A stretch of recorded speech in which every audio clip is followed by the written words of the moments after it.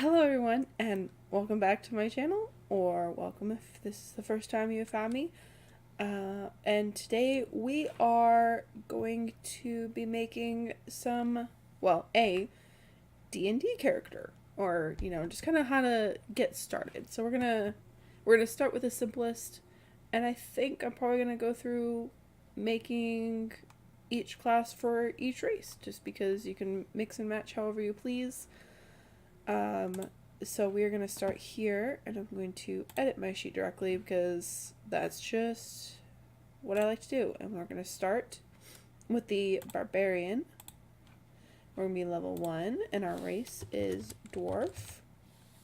And our sub-race, there's two we can choose from, is Hill Dwarf or Mountain Dwarf, and I think I'll do with Mountain right now. And then we can work on like background and stuff in just a little bit. So I like to start with we can put some of this stuff in. So as a dwarf, you have dark vision. Dark vision allows you to see in the dark for a certain amount of feet. Dark vision for most races is 60 feet.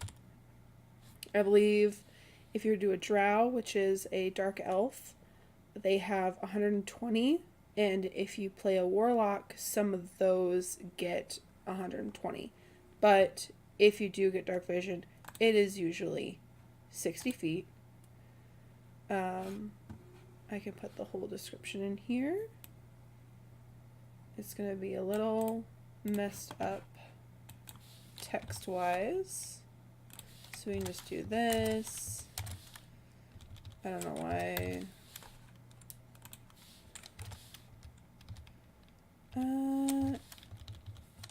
So yeah. I don't know why it says, oh, because this is wrong. Okay, not bad. So, because dwarves are accustomed to living underground, they have superior vision in dark and dimmed conditions. You can see in dim light within 60 feet of you as if it were bright light, and in darkness as if it were dim light. You cannot discern color in the darkness, only shades of gray. Let's see. So that is for being a dwarf. I cannot spell today. That is fine. I can't spell most days. You also get Dwarven Resilience. It does not like that. That is fine. So we will do this. So you have advantage on saving throws against poison. You have resistance against poison damage. And explained more in Chapter 9 of the Player's Handbook. Which is, like, if you're going to be a player, like, the main book. Like, you don't have to worry about any of the others. Really. Now, if you're a DM, the DMG can be useful, but I find the most useful is the monster manual. But if you want all three, you can get all three. I did. That's just how we started in the beginning. But anyway, to start this, so saving throws, you can usually against poison it's a constitution, which, because we are a barbarian, we have proficiency, which is what these little check marks mean, which means, so right now these all say 0, because all of these say 0, except for constitution and strength, because our proficiency bonus at level 1 is 2, and as you gain more levels, it gradually goes up. I believe it goes up to 3 around 5th or 6th level. And so right now you'll always get a +2 to everything that you're proficient in. So right now these say 2. They will go up once we start adding in the traits, or the ability scores. As a dwarf, you only have 25 movement speed, which is pretty standard for some of the smaller races. So halflings, gnomes, and dwarves all have 25. And then I believe everything else has 30, unless you play a wood elf, which has 35. Because we're a barbarian, that will eventually go up a little bit, I believe to 35. But, you know, that's alright. So there's our resilience.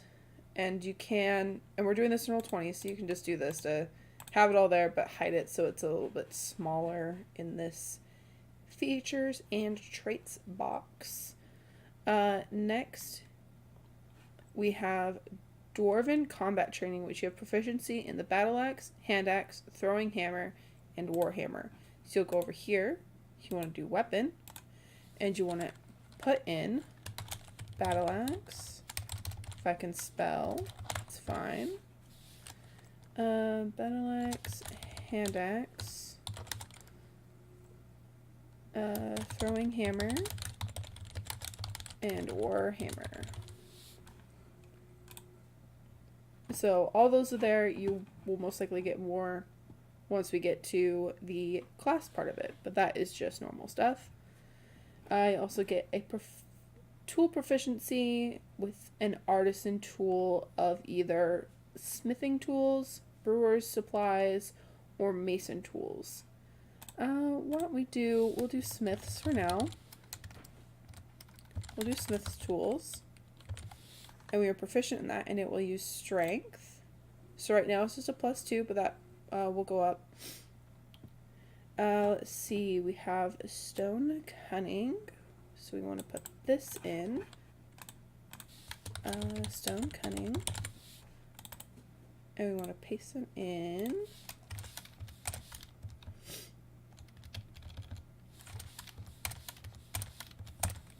So whenever you make an intelligence history check, which is, it's just they'll say just history, but it uses your intelligence score, so it'll be that one. Whenever you make an intelligence history check related to the origin of stonework, you're considered proficient in the history skill and add double your proficiency bonus to the check instead of your normal. So, if we don't get history, we can add this, the proficiency bonus, twice. So we will add +4 to whatever the roll is here, if we are trying to check the origin of stonework. Also down here, you want to add your languages, which everyone has common, and then dwarves have dwarvish. And yes, and then we have our trait from us being a mountain dwarf. So we want to add in, oh, it's actually on the other side, so you'll want to add in armor. They have proficiency with light and medium. Wow, I cannot spell. That's fine. Medium armor. Light and medium armor. That might change. The weapon and the armor might change a little bit once we get to the actual class. That is everything, I believe. Okay. Oh, our strength score. We're gonna make it. Oh, we'll add it somewhere else. We'll put it here. Our strength is a +2, and our con is also a +2. Because you get the plus to Constitution because of dwarf. Every dwarf gets that. If you choose mountain dwarf, you get a bonus to strength.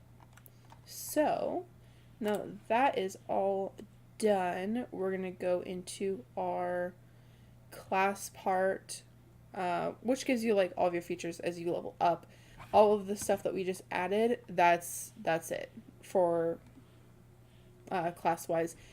Or race wise, usually some classes or races, like the tiefling, they get some like innate spells as they level up, but for the most part you're gonna end up with just this to start, and then we can add in your class.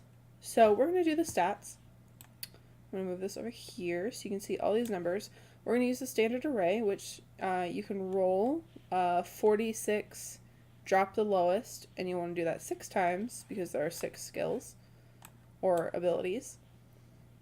But I'm going to use a standard array. You can also point by. I don't do that. It confuses me. I don't understand it.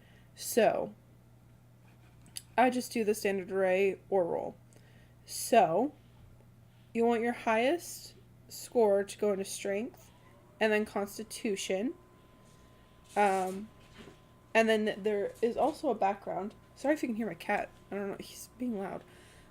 You can also then choose your background. This gives one that you can choose just to give the best best build to this. Like, you can customize it however you want, but the book tells you like this is like if you want to optimize your character's skills and just make sure that he works or she works the way that you want, you can follow the book. So the background will be Outlander, which we will get to in a moment. So this is strength and constitution should be your highest, which is very true. We also get +2s for both of those, so we can manipulate this a little bit. So we could put the 13 here, which would give us a 15. And we can put the 14 here and give this a 16, which gives us a pretty good bonus in the beginning. And then we also have this 15, which we can add to anything. Dexterity can be useful when trying to jump out of the way of something. So I'm going to do the 15 here, just because that also gives you a bonus to your initiative, which when it's a d20 and you roll it, add this bonus, and that's when you go in combat. So just a little boost to that is always good. And also I believe the Barbarian armor class also uses their dex, so it's good to have. And then we still have this 12, 10, and 8. Now 8 is going to give us a negative. Let's see what kind of skills. I'm going to say, I think most people do this, but I'm going to say intelligence is our basically dump stat. It's the lowest number we have. I'm going to make our barbarian a little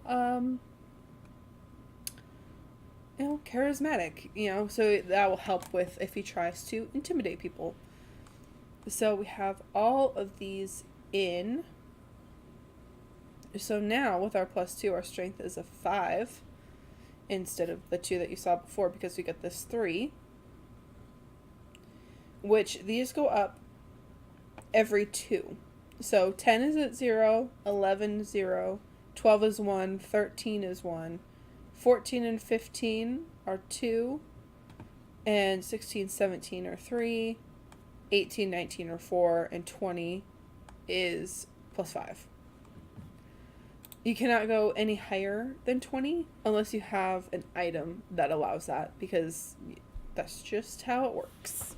So you can't end up with some crazy, crazy strength score unless you have an item that helps you do that.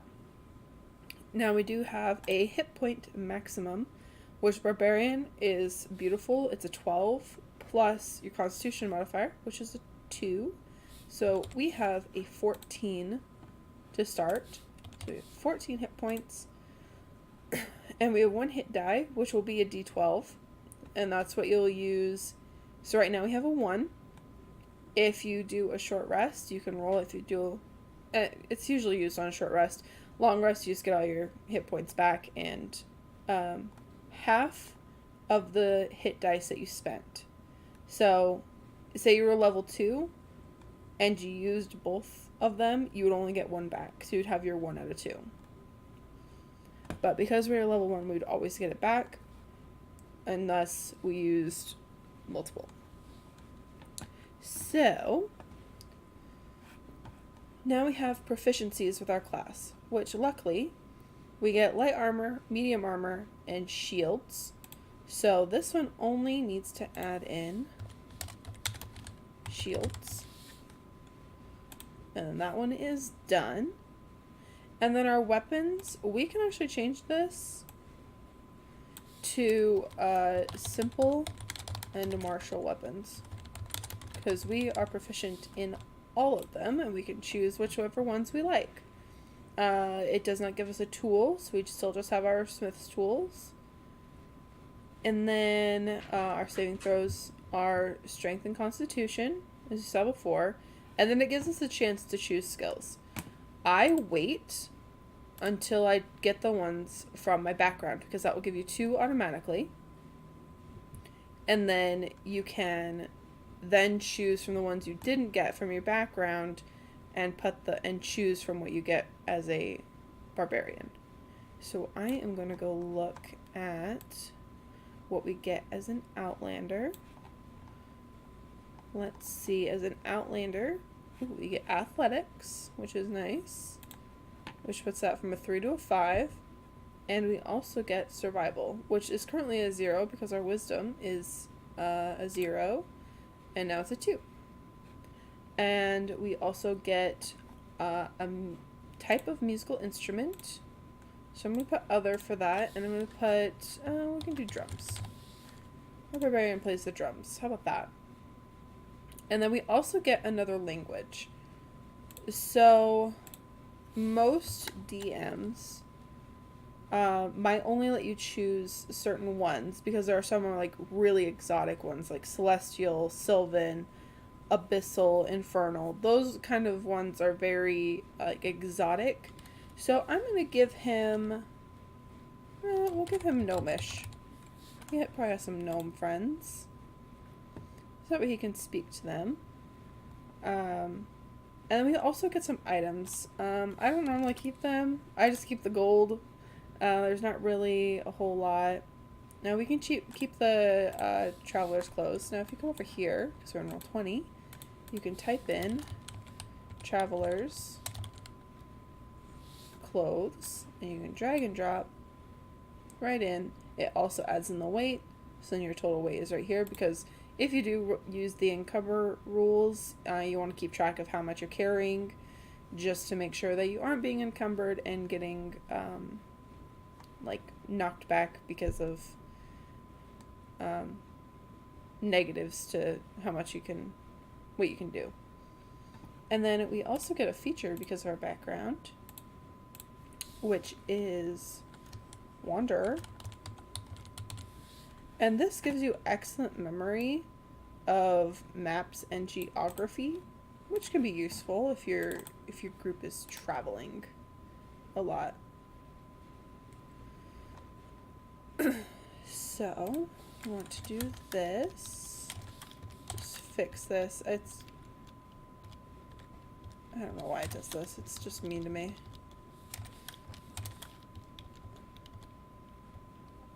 Let's see. Oh, my Discord just went off. Oops.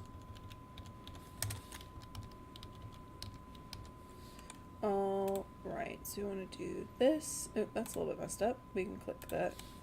There we go. And now it's all fixed. So, that's another thing you get. And because we got our 2 scores, or our 2 proficiencies, then we can go to the list. You can choose from animal handling, athletics, intimidation, nature, perception, and survival, which we got athletics and survival. I would 100% recommend perception if you do not already have it. It is very helpful. And then, why do I say intimidation? I feel like, barbarians are full of rage. I feel like, they can do that. Then we get some equipment. Let's see. We could do a great axe. You get a great axe or any other martial weapon of your choice. So if you don't want a great axe, you can choose something else. And what's nice about Roll20 is it'll automatically figure out your attack bonus and the type of damage that you will do. And then we also get... we'll do the hand axes.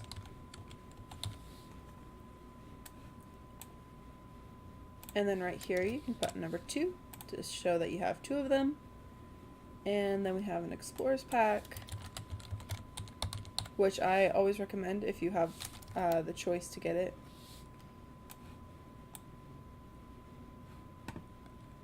And then some javelins.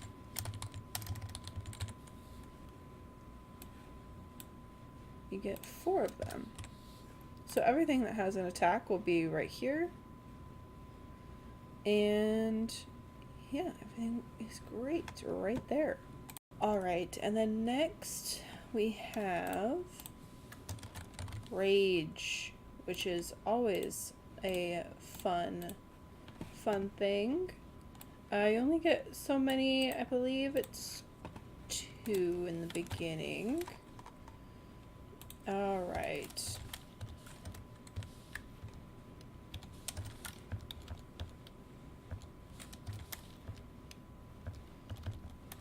Okay, you cannot be wearing any heavy armor. So, things that you get while you are raging is you have advantage on strength checks and strength saving throws. Checks would be like an athletics check, for the most part.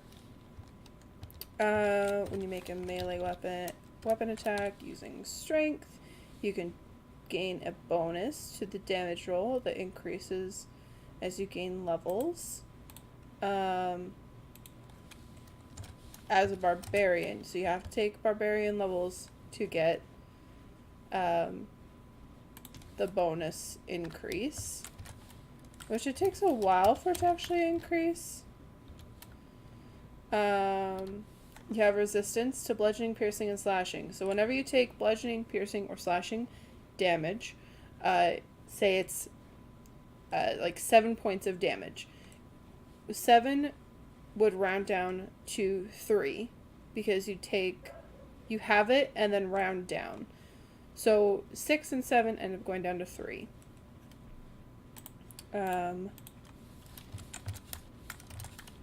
If you can cast spells, you can't cast or concentrate on them while you're raging.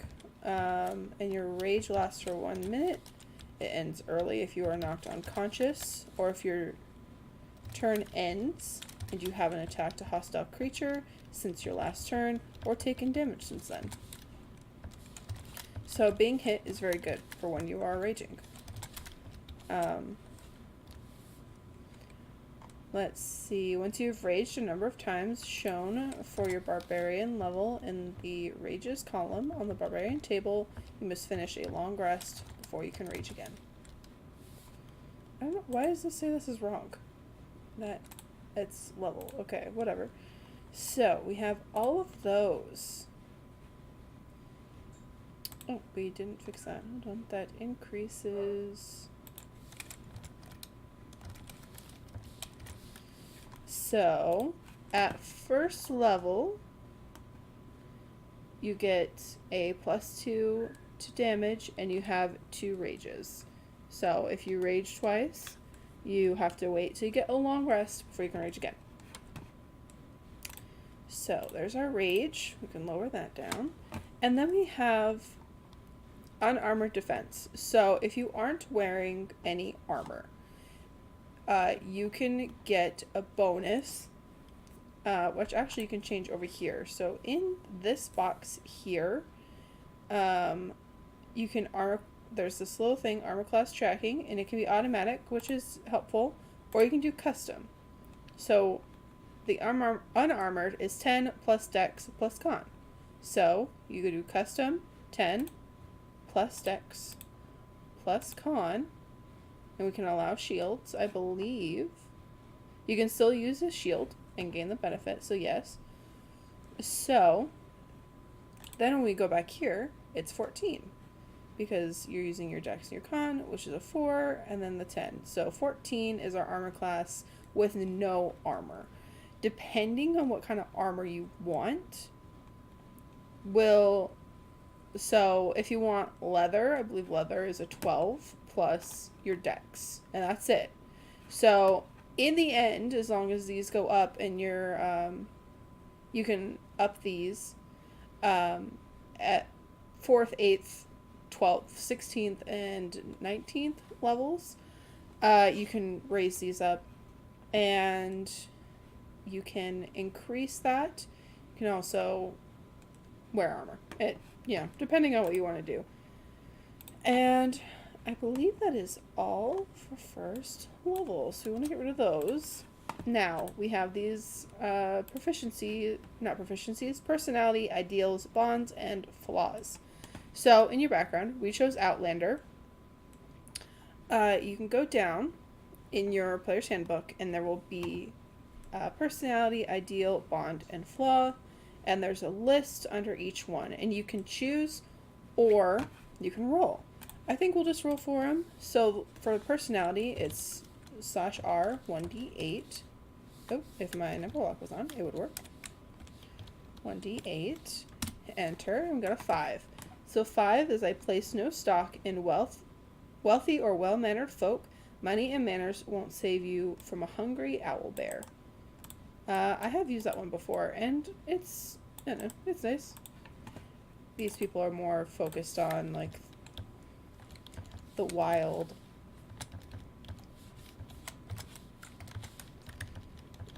Oh, these are spelled so funny.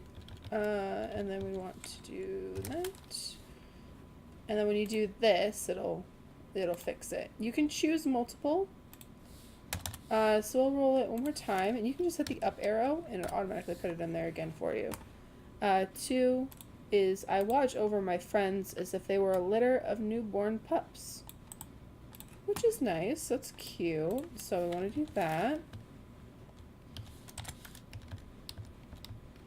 And then we can just fix the spelling. Why didn't that work? There we go. I don't know why it's being weird. So then it'll extend it, so you can see both of them without having to scroll. Ideal is a 1d6, so we can hit up and then do a d6. We got 2 again.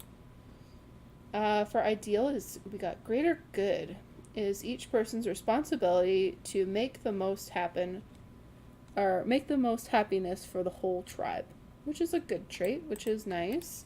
We do like our good characters. So I'm gonna fix that. Why isn't this working? Alright. There we go. I usually choose one for each of these just because they can be kind of hard to choose from, which is why I'm just going to roll for them since we can. Another 2. Wow. An injury to the unspelled wilderness of my home is an injury to me. So they just want to make sure that their home stays safe, which is understandable. And then do that. And your flaw. So let's see what we got for our flaw. A 3. I remember every insult I've received and nurse a silent resentment towards anyone who ever wronged me. I actually have a player currently in one of my games, and she has that flaw, which is beautiful. She has a notebook just to keep insults that she has gotten, so that she always remembers them even if she doesn't remember them. And there we go. Let's see, we can change this to say rage, and we can put a 2 and 2. That way you can keep track of them, so you know you have a total of 2, and then as you use them you can do this. And I also do this for my own character who I play, and she is a ranger, so I have her arrows in one of these.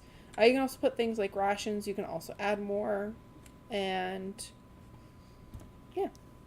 I believe, well, then we can give him an actual name other than the pre-generated name when you make a character, or you add a new character sheet.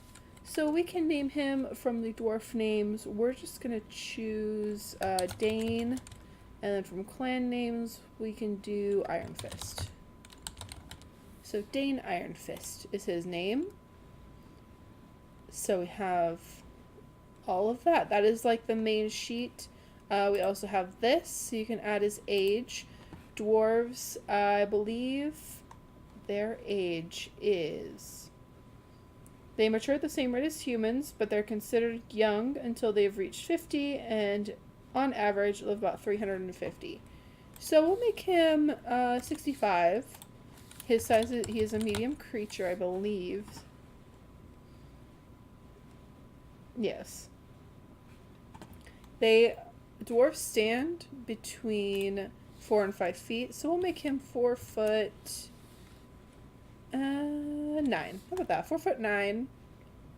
And his weight, they are usually around, on average, about 150. So we'll make him 160. His eyes, we'll make them blue. His skin, I usually just put tanned because I don't know any other word for hair. Unless you want like porcelain or, fair or, like really pale. But I prefer them tanned. And I don't know a lot of words for that. Hair, we'll just make it black. I feel like a lot of dwarves have black hair. That's fine. And then here you can talk about his appearance. Like, does he have any like scars or anything like that? His backstory. So like, where did he grow up? Who are his parents? Does he have any siblings? Are they dead? Are they alive? Any allies or organizations that you have, additional features and traits. So if the box on the main gets full, if this one here gets really full and you're like, I don't want to put any more there, you can also put them back here. Or if you wanted simple things like, oh, obviously I have dark vision and I have, this, you could add these 4 that we put here onto that because those are just things that come with your race, and then all your class ones can be on the front because those are the ones you use the most. And then if you have any treasures, you can put them there. And we're not a spellcaster, but we have this. So we have our cantrips and then 1st through 9. And you can actually, most of the time it'll usually do this for you. And then, so we can actually choose, like, say strength is our spellcasting ability, which doesn't happen, but, And then as you put in your level, it'll automatically tell you how many spell slots you have, and then you can put in spells. Each class has a different setup for spells, so it's hard to tell you which one you could do. But right now we're going to do that. Most dwarves tend to be lawful good, but we're going to be chaotic good, because that is the best one, in my opinion. Anyone who I have played with who is lawful good always tends to be kind of a wangrod. So, yeah. We're just not gonna mess with that at all. It's fine. But yeah, this is how you make a mountain dwarf. We actually need to add dwarf at the end of this because it just kind of drives me crazy. Even though you can put it here, it just doesn't add it in over here. So mountain dwarf, barbarian, level 1, who's an outlander, who's chaotic good. His name is Dain Ironfist. And yeah, that is our first creation. I will also build barbarians of each race. So we can have an elf barbarian or a gnome barbarian, which are also one of my favorites. Gnome barbarians are very cute.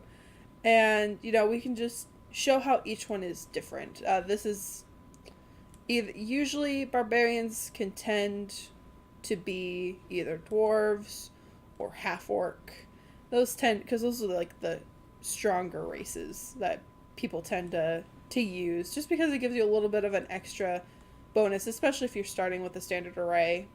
But I don't know, you can mix and match however you want. But yeah, so if you enjoyed this, hit that like button, hit that subscribe button, leave a comment if you would like, and I will see you in our next video.